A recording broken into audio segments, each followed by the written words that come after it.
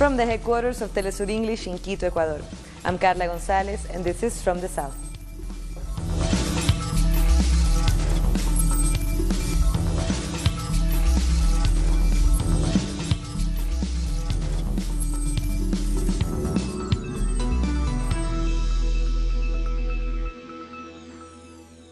We start in Chile, where 3 women were stabbed and others were hit by a group of men during the March for Free Abortion that took place in the capital, Santiago. According to the feminist organization Coordinadora 8 de Marzo, the victims were attacked by a group of hooded men and then taken to a nearby hospital. The organization said the stabbed women are out of danger. Coordinadora 8 de Marzo will have a press conference at 9:30 local time to explain the violent attacks. Clashes also broke out during this demonstration between some protesters and the police. Chileans marched for abortion rights in Santiago wearing the emblematic green scarf, symbol of the fight for free abortion. Demonstrators chanted slogans to support free and safe abortion and shouted, "Take your rosaries away from our ovaries," in reference to the lobbying of the Catholic Church to ban abortion in the country. In 2017, Chile passed a historic law that decriminalized abortion under 3 events: rape, fetal viability issues, and life-threatening danger for both the mother and the baby. But women are pushing for abortion to be fully legalized. I believe it is important for us to give a signal that in the continent, women are united. And this is what we wanted to represent. That is why we followed our Argentinian fellows who filled the streets with green scarves and showed the country that they are a lot and that they want to be heard. Women don't want to abort. Not one. But sometimes it's necessary because we can't be forced to bring people into this world. Women in Argentina also mobilized for abortion rights. More than 100 activists staged a protest performance outside the country's Congress. Dressed as handmaids, referencing Margaret Atwood's novel The Handmaid's Tale, 120 demonstrators surrounded the Congress building while the Senate was in session discussing the abortion bill. At the end of the performance, protesters took their green scarves and chanted, "Free abortion now." Journalists, writers, actresses, lawyers, psychologists, and even some lawmakers took part of the demonstrations. It seemed to us that The Handmaid's Tale was a good poetic figure to express our support for the abortion rights bill, because in some way, what is also being decided with this debate is whether the state can govern our bodies, which is something Margaret Atwood's novel is warning us about. We are now joined over the phone by Antonia Orellana to talk more about what happened at the abortion rights demonstration in Santiago and the issue of abortion rights in Chile. Hello, Antonia. Thank you for joining us. You were at the demonstration. Could you describe how was the atmosphere, and did you witness these violent attacks? Yesterday we had a big rally for pre-abortion. Nearly 30,000 people walked through our biggest street in Santiago, and there were rallies from north to Patagonian cities like Coyhaique and Punta Arenas. But in Santiago, near the scenery, like at the end of the rally, 3 young women were stabbed by unknown men, hooded men. We don't know who they are. There are some suspects about an ultra-right-wing movement called Social Patriot Movement. They tried to interrupt the rally at some point, throwing us animal blood, but we don't know if they were the ones who stabbed our girls. They are stabilized and have already left the hospital. They are all right. One was stabbed at the stomach and the 3 others were stabbed at the back.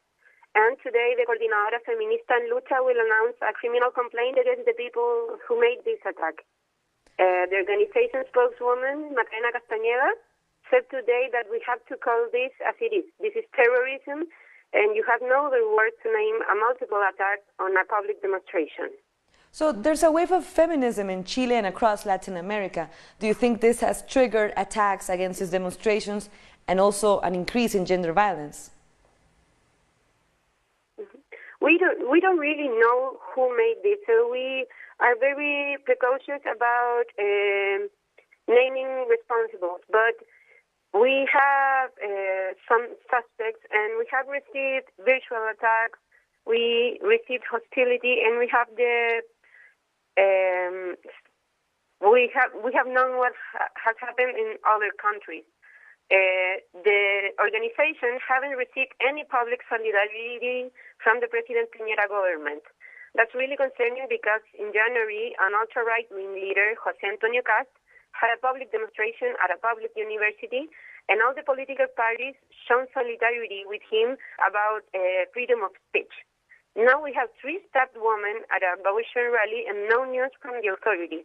That gives the sign that women's lives are worthless. We are expecting the government's spokeswoman, Cecilia Perez, to say something about this.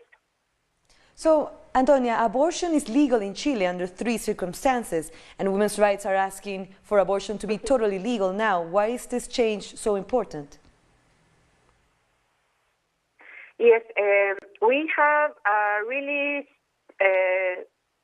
restrictive law that from just for 3 causes you can get an abortion, and we want legal abortion with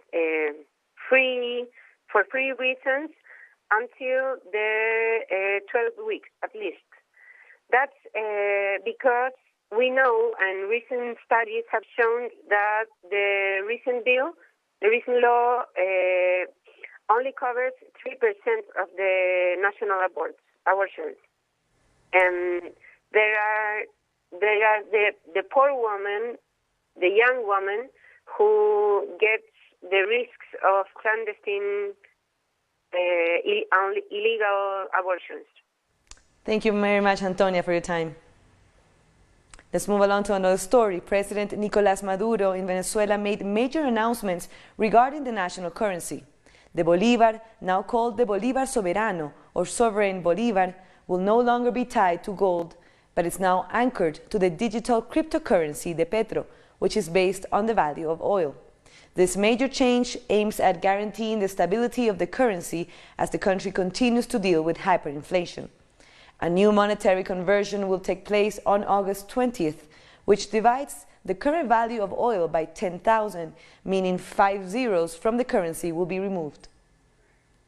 The economic reconversion, monetary, based on the program of recovery and economic prosperity, will start on August 20, definitively with the circulation and issuance of the new sovereign Bolívar, the new monetary code that is going to have a new method of anchoring the Petro, the Venezuelan cryptocurrency, a new monetary system of the sovereign Bolívar anchored to the cryptomoneda, the Petro, to stabilize and change the monetary and financial life of the country in a radical way. President Maduro also announced plans to institute changes to incorporate the economic proposals from different sectors under the Recovery and Economic Growth Program. Maduro stressed that the country must continue fighting for a productive, diversified, and sustainable economic model. The president remarked that 2 major factors that hurt the country's economy were the exhaustion of the oil model and the establishment of a mechanism of economic warfare as part of a political strategy. The oil-dependent renter model has come to an end and will not return. Venezuela needs to continue to make great efforts to build a new economic model, diversified, productive, relevant, technological, advanced in all respects for its integration, and this must continue being the designated path to recovery. We'll take a short break now, but join us again after a video from our multimedia team.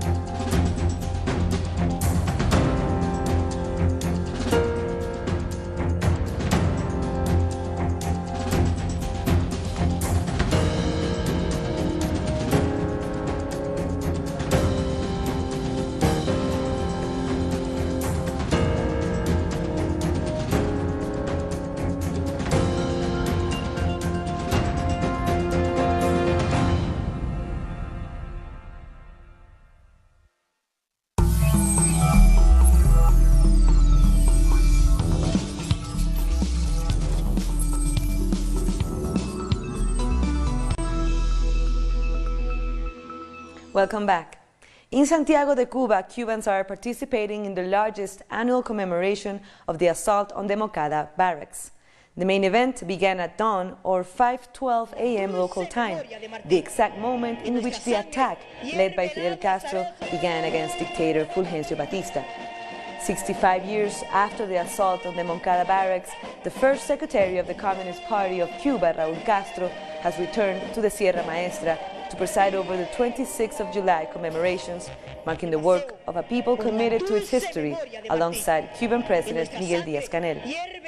Santiagueras y Santiagueros. None of us who had the privilege of participating in these actions under the command of Fidel could dream that we'd be alive on a day like today, with a country which is free, independent and sovereign, a socialist revolution in power, a people united, prepared to defend the works realized, which are the fruits of the sacrifice of many several generations of Cubans.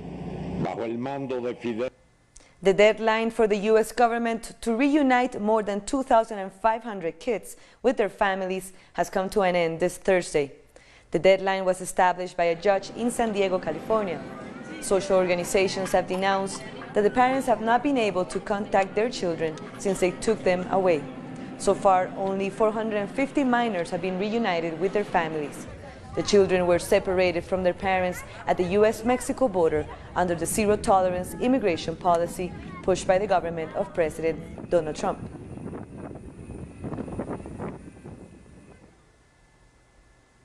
Let's go to our correspondent in New York City, Karina Cartagena, with more details. On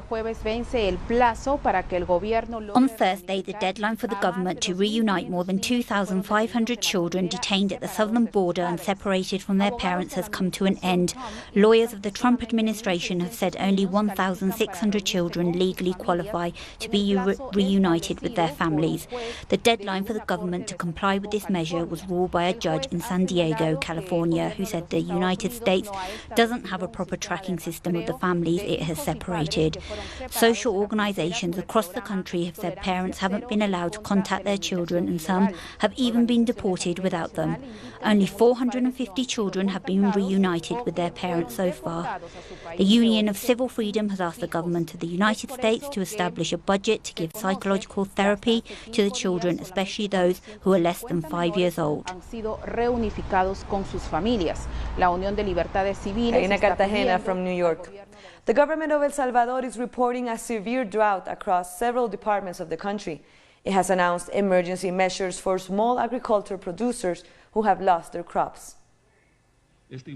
A civil security system in El Salvador issued an orange alert in 12 departments and a red alert in 143 municipalities that are affected by the extreme drought, mainly in the east of the country and in some coastal areas.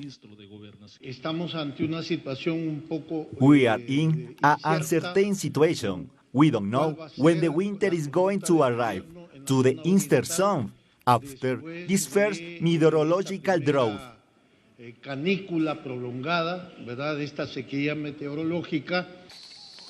According to the Agricultural Economic Commission, this weather phenomenon has impacted 44,000 hectares. It's estimated that the crop loss is equivalent to 2.1 million pounds. The Ministry of Agriculture announced the distribution of seed packages to help small agricultural producers.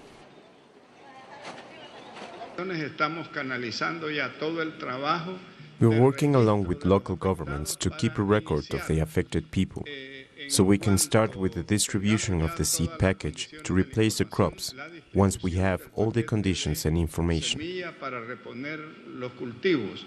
After 30 days without rain, the drought not only affects basic crops but also livestock and the production of vegetables and fruit. Plants do not live without water. Corn plants as well as bean plants are in their blooming stage, so they require more water.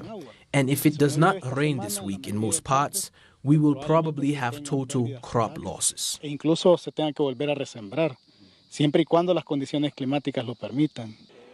To protect the consumer economy and counteract speculation, The Consumers Ombudsman and the National Police perform inspections in stores to verify and combat the increase in the price of agricultural products. An international commission has arrived in Ecuador to investigate the deaths of 2 journalists and their driver murdered on the northern border with Colombia. The relatives of the press team murdered on the border with Colombia have submitted information from the government to an international commission. The families are unsatisfied with the information they received and are questioning the decision adopted by the government during the abduction. 80% of the information delivered today is public. What classified information are they giving us? Nothing. Absolutely nothing. The relatives also reiterated they will continue with the struggle to find out the truth about the murders of their loved ones. The families are leading this process once again. We're asking for specific information to Colombia. The lack of information is undeniable. That is why we're presenting these documents. The International Commission to investigate the case will continue to analyze the information given by the relatives, and they also will meet with several Ecuadorian authorities who were part of the negotiations. It is important that a flag be raised so that these cases won't happen again and that those who are to be sanctioned will. The International Commission will stay in Ecuador until July 27. At the end of their visit, the Commission will present the first part of their conclusions. Denise Herrera, Telesur, Ecuador. The Chilean Supreme Court has rejected to recognize 2 lesbian women as the mothers of their daughter. The LGBTI organization Movimiento Chile, supporting the couple, announced it will bring the case to the Inter-American Court of Human Rights. Mayra Opaso and Constanza Monsalves are pushing for the state to recognize both of them as the parents of 1-year-old Martina. They hope the regional court serves the justice they have been denied in their own country. Ecuador has recovered 13 pre-Columbian archaeological pieces from Germany. The artifacts were set to be put up for auction by a German private collector. Now they can be admired at the National Museum in capital Quito. The pieces were illegally transported to Germany after being taken from archaeological digs. The South American country got them back after 6 years of legal wrangling. The priceless artifacts include human and animal sculptures as well as vases, some dating back more than 5,000 years. Ecuador has recovered more than 12,000 looted artifacts since 2010. We'll take one last short break, but join us after a video from our multimedia team.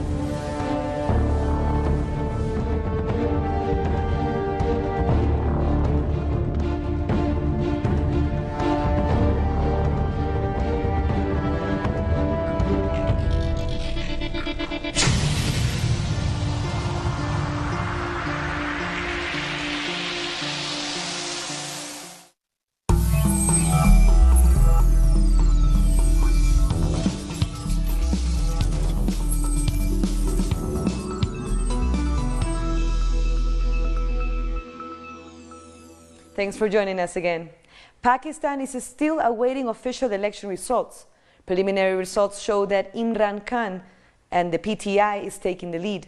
The Election Commission listed the PTI as leading in 113 of 272 contested National Assembly constituencies. However, Khan's two main opponents, Bilawal Bhutto Saradari and Shehbaz Sharif, argued that the election was rigged. Official result of National Assembly is not yet out, but the trend is that PTI is leading, and it was also expected that PTI should lead because of the election campaign they had run, because there has been massive corruption charges in the previous government, and that was the main slogan of the PTI, and that also caught eyes of the international media. The Greek Defense Minister Panos Kamenos was met with distraught residents as he visited Mati, the area engulfed by wildfires. Residents blame local authorities for not doing enough to limit the damage and the loss of human lives. Relatives have been trying to identify the dead. However, due to the bodies being badly charred, it's proving to be a challenge. The Greek seashore has been destroyed by wildfires, decimating the forests across the Attican region, claiming hundreds of victims. It's an environmental tragedy that experts say could have been avoided. Summer has arrived in the Mediterranean countries, and with it, fears of new wildfires, which increase in ferocity every year. This year, Greece is the victim, with a series of fires that are devouring forests, towns, and everything in its path. The coastal village of Mati was the starting point of the tragedy. We took our cars and went down to the sea and got into the sea to escape. But there were people who did not make it. We got into the water and stayed there for about 5 hours until the boats came to pick us up. We were at the Argiri Akti beach with about 250 to 300 people. Some were burned, some were near fainting from the smoke and the flames. Groups of us, we were holding each other by the hand and shouting each other's names because we could not see from the smoke. I had my grandson in my arms for 5 hours. I was trying to save the children. Even though it was still day, it was dark. There was so much smoke. The children almost choked. Thank God nothing happened to them. Everything else, gone. Residents are now trying to recover, but it's tough when there are still bodies missing and many have lost everything. Social and environmental organizations say they've been warning about the hazards of wildfires. In the 21st century, fires no longer spread, they explode. So far we have found 30 bodies which were dead, were burned, and we have we're trying to locate another 4 which so far are missing. It is discouraging to see this destruction. A few days ago there were trees and everything was green. Now everything is burned, complete desolation and sadness. Environmentalists argue that the Mediterranean countries have an outdated approach to fighting wildfires, and their emergency services are not up to the job of dealing with these super fires. Now they want long-term policies to stop climate change. At the same time, the austerity policies imposed on the region have cut the budgets for prevention. Residents say the forests are not properly maintained to avoid the fast spread of fires. Greece has declared 3 days of national mourning to pay tribute to the victims. The country is going through an unspeakable tragedy. Dozens of people have died, and that is unbearable for everyone, especially for the families that lost loved ones. Last year, it was Portugal that suffered tragedy, with 66 victims in May 2017. The summer in Europe has just started, and Greece is already mourning hundreds of victims. Meanwhile, citizens are demanding new policies and investments to prevent such environmental catastrophes from being repeated over and over again. A mass funeral has taken place in Syria's Sueda province a day after suicide bombers of the Islamic State targeted the area. The death toll rose to more than 200 people. Sueda is one of the few places where traces of the Islamic State still remain after they were beaten back from most of their strongholds last year. A series of suicide bombers stormed several villages on Wednesday. Researchers from the Italian Space Agency have announced that a massive body of liquid water has been detected on Mars for the first time.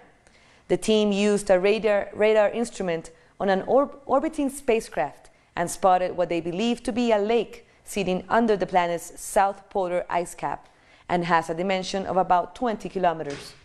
A sizable body of water they think sufficient for a possible habitat for microbial life. The breakthrough finding raises the possibility that more water, and maybe even life, exists on the red planet. And with that, we come to the end of this news brief, but there's another stories you can find on our website at telesurtv.net/English.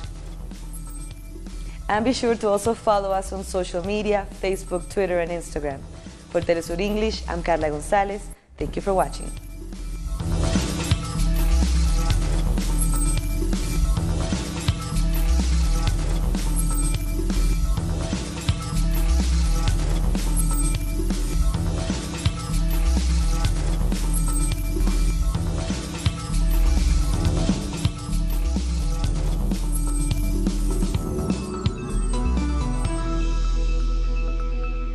Inspired a continent. Era un hombre demasiado humilde, igual que uno, y andaba junto con uno. A current idea on every corner of his town. En Chávez está una lectura originalísima